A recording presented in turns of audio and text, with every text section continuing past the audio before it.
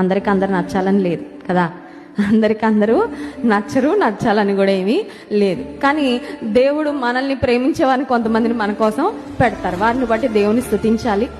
శత్రువుల్ని చూసి కృంగిపోక్కర్లేదు. దేవుడు మనల్ని ప్రేమించేవారిని, మనల్ని మరి అప్రిషియేట్ చేసేవారిని మన జీవితంలో ఎవరిని పెట్టారో వారిని బట్టి దేవుని స్తుతిస్తూ ముందుకి వెళ్ళిపోతుంటారు. కొంతమందిలో ఉండే దుర్బుద్ధి ఏంటంటే, వారికి ఎవరైనా నచ్చలేదు అనుకోండి, వారు ఎవరికీ నచ్చకుండా చేయాలని ఒక కంకణం కట్టేసుకుంటారు. ఇక అదే పని అన్నమాట.